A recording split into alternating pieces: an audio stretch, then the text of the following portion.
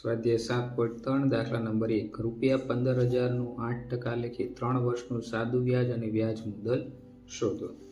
મુદલ કેટલું છે 15,000, વ્યાજનો દર 6% અને મુદત કેટલી છે 1 વર્ષ. આપણે સૂત્ર મૂકશું I બરાબર PRT છેદમાં શું આવશે 100.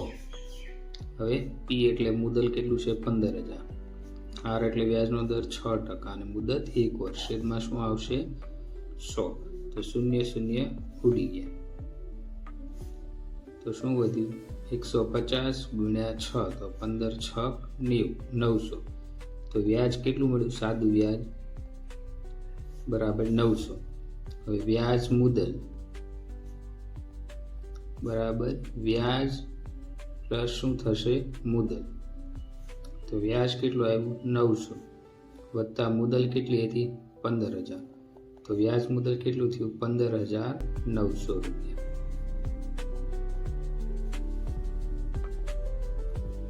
દાખલા નંબર 2 8,000નું 6% લેખે 5 વર્ષનું સાદું વ્યાજ અને વ્યાજ મુદલ શોધો. એ બરાબર શું થશે 8,000. વ્યાજનો દર શું થશે R બરાબર 6%. મુદત કેટલી થશે 5 વર્ષ. તો સાદું વ્યાજનું સૂત્ર સાદું વ્યાજ બરાબર PRT છેદમાં શું થશે 100.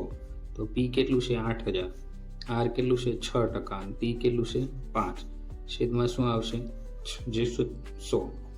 0 0 ઉડી ગયા. વધ્યું શું 80 ગુણ્યા 6 ગુણ્યા 5. તો 80 ગુણ્યા 30 6. સાદું વ્યાજ બરાબર 2400 રૂપિયા.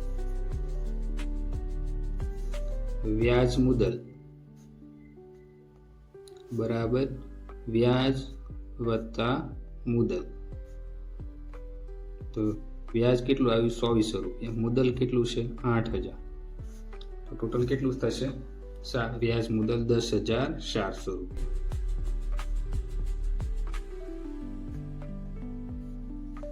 ત્રીજો દાખલો રૂપિયા 10,000નું 5% લેખે 2 વર્ષનું ચક્રવૃદ્ધિ વ્યાજ અને વ્યાજ મુદલ શોધો. તો મુદલ P બરાબર 10,000, વ્યાજનો દર R બરાબર 5%, સમય મર્યાદા N બરાબર 2 વર્ષ. તો આ સાદું ચક્રવૃદ્ધિ વ્યાજનું સૂત્ર શું થશે A બરાબર P કૌંસમાં 1 વત્તા R છેદમાં 100 અને એની N ઘાત. તો હવે આમાં રકમ મૂકશું P કેટલું છે 10,000, 1 વત્તા R વ્યાજનો દર કેટલો છે 5 છેદમાં શું આવશે 100 અને N બરાબર કેટલા વર્ષે 2 વર્ષ.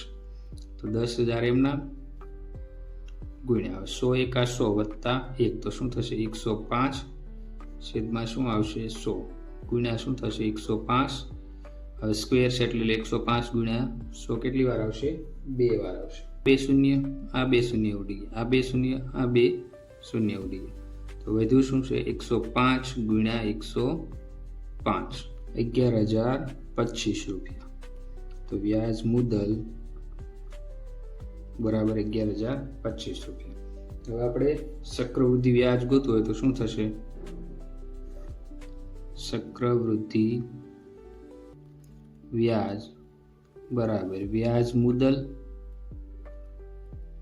માઇનસ શું થશે વ્યાજ માઇનસ શું થશે મુદલ. તો વ્યાજ મુદલ શું આવ્યું 11,025 માઇનસ શું થશે 10,000. તો શું આવશે 1,025 રૂપિયા શું થયું ચક્રવૃદ્ધિ વ્યાજ થયું. દાખલા નંબર 4 રૂપિયા 40,000નું 10% લેખે 3 વર્ષનું ચક્રવૃદ્ધિ વ્યાજ અને વ્યાજ મુદલ શોધો. હવે P કેટલું થશે 40,000, R 10% અને N બરાબર કેટલા વર્ષે 3 વર્ષ. તો વ્યાજ મુદલ 40,000 આપણે એમના લખી નાખશું વત્તા R વ્યાજનો દર 10% છેદમાં શું આવશે 100 અને કેટલા વર્ષે 3 વર્ષ. તો એ બરાબર શું થશે 40,000 એમના ગુણ્યા 100 એકા 100 100 વત્તા 10 એટલે 110 પણ કેટલી વાર છે 3 ઘાત છે એટલે આપણે 3 વાર લખશું ગુણ્યા 110 છેદમાં 100 ગુણ્યા 110 છેદમાં 100. તો હવે જો આ 2 શૂન્ય આ 2 શૂન્ય ઉડી ગયા, આ 2 શૂન્ય ગયા, આ 2 શૂન્ય ઉડી ગયા, આ શૂન્ય ઉડી જશે અને આ શૂન્ય ઉડી. તો એ બરાબર આપણે શું મળ્યું 4 ગુણ્યા 110 ગુણ્યા 11 ગુણ્યા 11. તો આ એ એટલે શું થશે? વ્યાજ મુદત. વ્યાજ મુદત બરાબર શું થશે? હવે આનો ગુણાકાર કરશો તો તમને વ્યાજ મુદત કેટલું મળશે? 53,240 રૂપિયા. હવે ચક્રવૃદ્ધિ વ્યાજ મેળવવા માટે વ્યાજ મુદત માઇનસ મુદત, તો વ્યાજ મુદત કેટલું આવ્યું હતું આપણું? 53,240 રૂપિયા માઇનસ મુદત કેટલું હતું આપણું? 40,000. તો આ બેની બાદબાકી કરશો તો તમને કેટલા મળશે? 13,240 રૂપિયા શું મળ્યું આપણને? ચક્રવૃદ્ધિ વ્યાજ. સ્વાધ્યાય 7.3 નો દાખલા નંબર 5. એક ગામની વસ્તી 1 લાખ છે. દર વર્ષે 10% પ્રમાણે વસ્તી વધારો થાય છે, તો 3 વર્ષને અંતે ગામની વસ્તી કેટલી હોય? વસ્તી 1 લાખ આપી છે, દર વર્ષે 10% નો વધારો થાય, તો પ્રથમ વર્ષે શું થશે? 10% એટલે 100 ઉપર 10% એટલે 100. 100 ઉપર 10% એટલે કેટલા થશે? 110/100%. તો આવું કેટલી વાર થશે? 3 વાર. 110/100. પછી શું થશે? 110/100. તો આવું 3 વર્ષ આવું થાય છે. તો આપણે શું લખશું? મૂળ વસ્તી કેટલી હતી? 1 લાખ.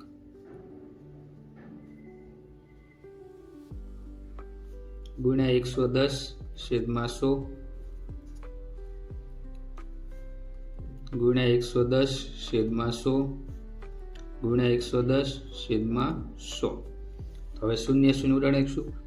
એ 2 શૂન્ય કે આ 2 શૂન્ય, આ 2 શૂન્ય કે આ 2 શૂન્ય, અહીંથી 1 શૂન્ય અને અહીંથી 1 શૂન્ય, અને આ ઉપરનું શૂન્ય. તો વધ્યું શું ઉપર આપણી પાસે? 110